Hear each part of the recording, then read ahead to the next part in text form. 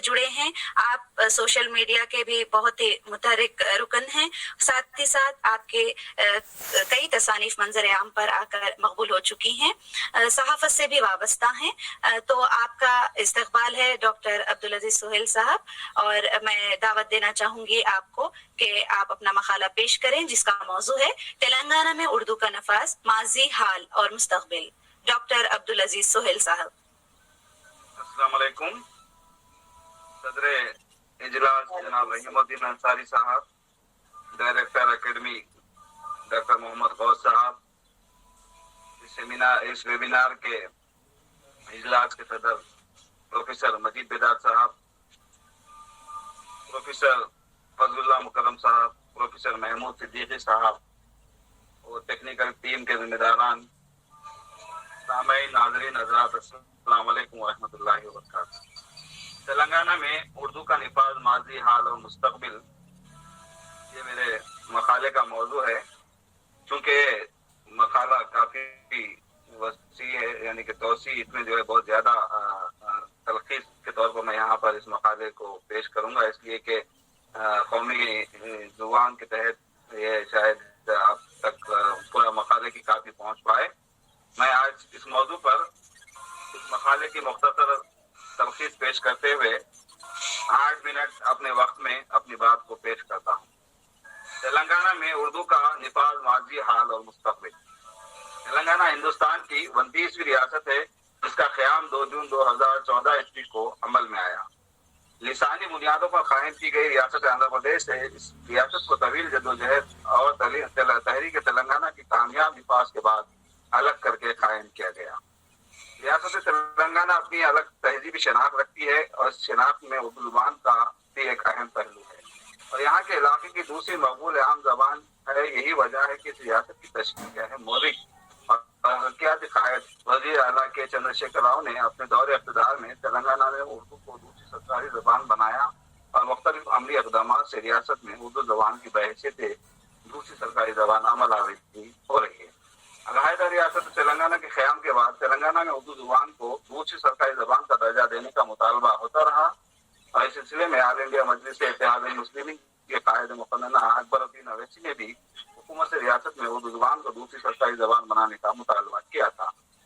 हुकूमत तेलंगाना की जानिब से मुसलमानों की माशरती, माशी और तालीमी सूरत हाल का जायजा लेने के लिए मुक़र्रर करदा सुधीर कमीशन 2016 ने अपनी रिपोर्ट में उर्दू जबान को रियासती सतह पर दूसरी सरकारी जबान के हैसियत रिवाज देने की सिफारिश की है।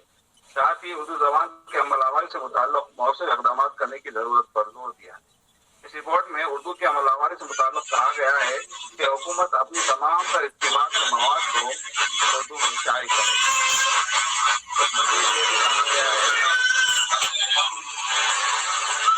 सभी शुरका से दरख्वास्त है कि अपने ऑडियो म्यूट कर लें।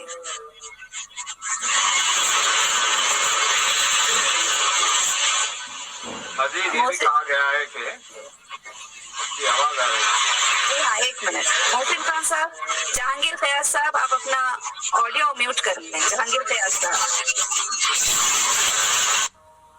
जी।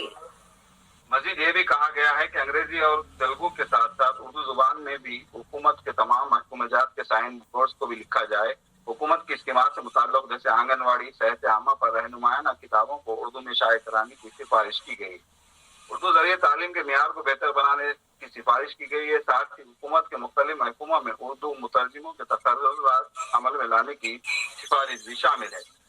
हुकूमत तेलंगाना ने रियासत में उर्दू जुबान को दूसरी सरकारी जबान का दर्जा देने का मुतालबे पर संजीदगी से गौर के बाद आखिरकार 15 नवंबर 2017 ईस्वी को रियासत की कानून साज असम्बली में बिल नंबर 17 की मंजूरी अमल में लाई।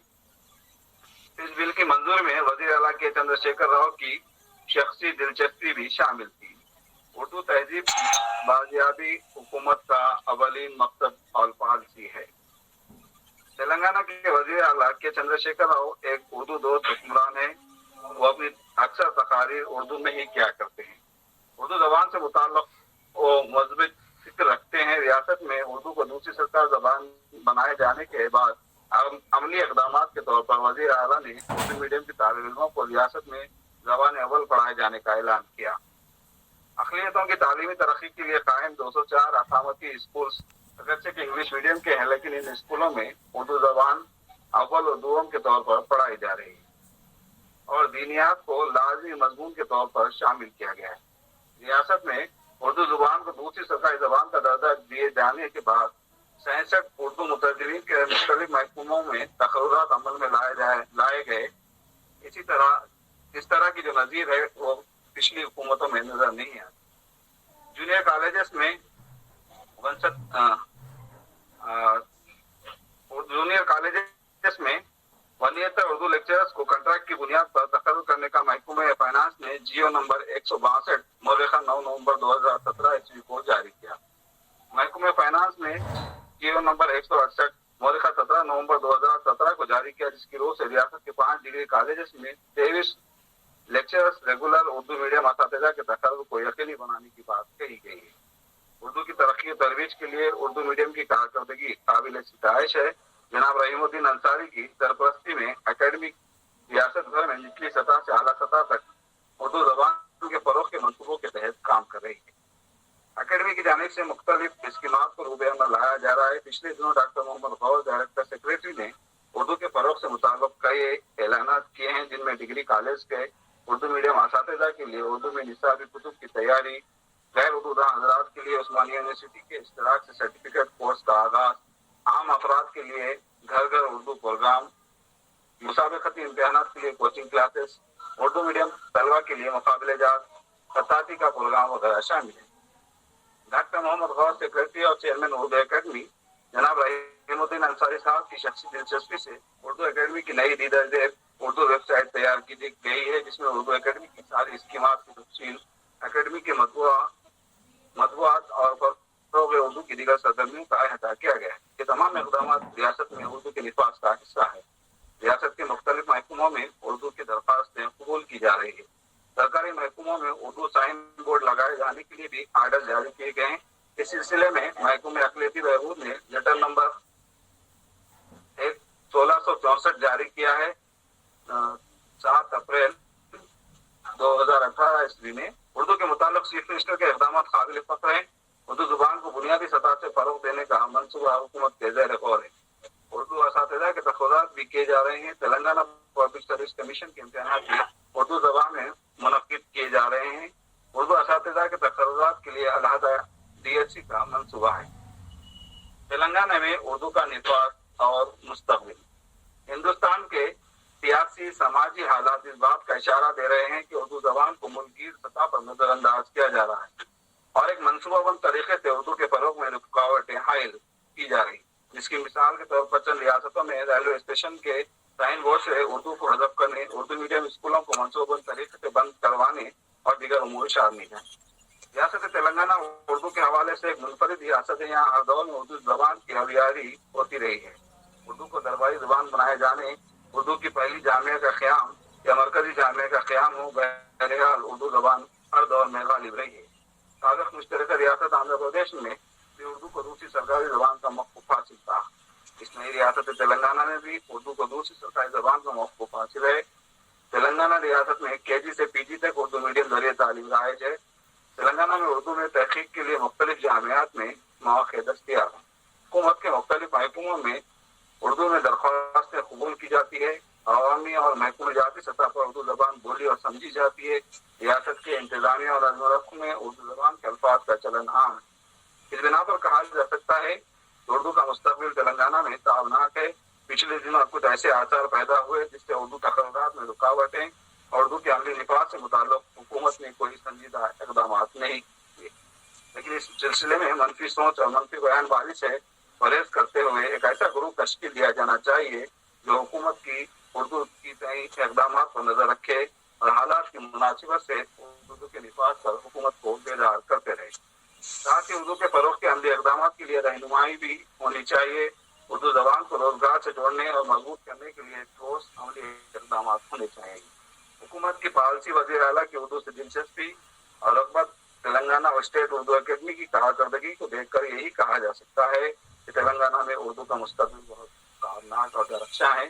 ضرورت اس بات کی ہے کہ ہم اپنے رویے کو تبدیل کریں اور حکومت کے اقدامات پر مثبت رد عمل ظاہر کریں۔ اردو کی بقا، اردو کے فروغ اور عملی اقدامات کے لیے اپنے آپ کو کمر بستہ کر لیں. یہاں اس بات کو واضح کرنا ضروری ہے کہ اردو کے فروغ اور نفاذ میں جب تک ہم اپنی ذمہ داریوں کو ادا نہیں کریں گے، ہاتھ پر ہاتھ دھرے حکومت کو نشانہ بناتے رہیں گے تو مسائل حل نہیں ہوں گے. مسائل کے حل کے لیے عملی میدان میں اجتماعی کام کی ضرورت ہے. حکومت کو بیدار کرنے کی ضرورت ہے. مرکزی حکومت کے نئی قومی تعلیمی پالیسی کا اعلان کیا گیا ہے. اس میں ابتدائی تعلیم مادری زبان میں فراہم کرنے کی بات کہی گئی. اگر اردو مادری زبان والے اپنے بچوں کی ابتدائی تعلیم اردو میڈیم سے دلائے تو اردو میڈیم مدارس کے احیاء کے ساتھ ساتھ اردو سے روزگار کے مواقع پیدا ہوں گے. اردو زبان کا فروغ ہوگا. اس کے لیے اہل اردو کو عملی اقدامات کرنے ہوں گے. ایک اور مسئلہ یہ بھی ہے کہ اردو زبان کو تعصب کی نگاہ سے دیکھا جا رہا ہے، جس سے خدشہ بھی لاحق ہے کہ مختلف محکموں میں اردو کو مسلمانوں سے جوڑ کر دیکھا جا رہا ہے اور ان محکمہ جات میں اردو کو ختم کرنے کی منظم کوششیں جاری ہے. حالانکہ زبان کا کوئی مذہب نہیں ہوتا. اردو کی چاشنی سے ہر مذاہب کے لوگ جو ہے اس کے گرویدہ ہیں. اس بات کی بھی ضرورت ہے کہ تعصب کو دور کرنے کے اقدامات ہونے چاہیے. تلنگانہ میں اردو کو دوسری سرکاری زبان کے حیثیت سے جو حق ملنا چاہیے تھا وہ ابھی مناسب طور پر حاصل نہیں ہوا ہے. اس کے لیے بھی کوشش ہونی چاہیے.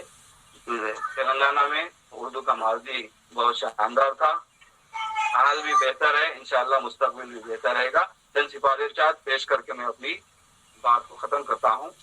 حکومت سے مطالبہ ہونا چاہیے کہ اردو اسکولوں کو قائم رکھا جائے، بنیادی ضرورتیں فراہم کی جائے. نمبر 2، خصوصی DSC کے تحت اردو اساتذہ کے محفوظ جائیدادوں پر بھرتی کی جائے. نمبر 3، حکومت کے محکمہ جات میں اردو زبان میں درخواست قبول کرنے کے احکامات جاری. نمبر 4، انٹرمیڈیٹ کی سطح پر اردو میڈیم کے مطلوبہ جائیدادوں پر تقررات کا عمل فوری طور پر انجام دیا جانا چاہیے. نمبر 5، ڈگری کالج کی سطح پر اردو ذریعے تعلیم کو برقرار رکھا جائے اور اردو میڈیم کے مطلوبہ جائیدادوں پر تقررات کی جائیں. نمبر 6، ریاستی سطح پر اردو کے لیے خصوصی بجٹ مختص کیا جائے. اردو اکیڈمی کے بجٹ میں بھی اضافہ کیا جائے. نمبر 7، اردو میڈیم کے طلباء کو اعلیٰ تعلیم کے لیے اسکالرشپ فراہم کی جائے. نمبر 8، سرکاری محکموں میں سائن بورڈ پر اردو کو بھی شامل کیا جائے. اس متعلق حکومت کے احکامات جاری ہو چکے ہیں، نفاذ ندارت ہیں. نمبر 9، اردو کے فروغ کے لیے ریاستی سطح پر خصوصی سیل قائم کیا جانا چاہیے. نمبر 10، سرکاری احکامات اور اسکیمات کی اطلاعات کو اردو والوں کے استفادے کے لیے اردو میں شائع کیا جانا چاہیے. نمبر 11، اردو کتب خانے عصری ٹیکنالوجی کی سہولتوں کے ساتھ ضلع والی سطح پر قائم ہونا چاہیے. نمبر 12، ریاستی سطح پر اردو کا ایک تحقیقی ادارہ قائم کیا جانا چاہیے جس سے اردو اسکالرز استفادہ کر سکیں. تیلگو اکیڈمی کی طرز پر Urdu academy school, junior college اور ڈگری کالج کی نصابی کتابیں شائع کرے. عدالت اور پولیس محکمے میں رائج اردو زبان کے الفاظ برقرار رکھنا چاہیے. ان کی اصطلاحات شناسی کے لیے ملازمین کو تربیت دی جانی چاہیے.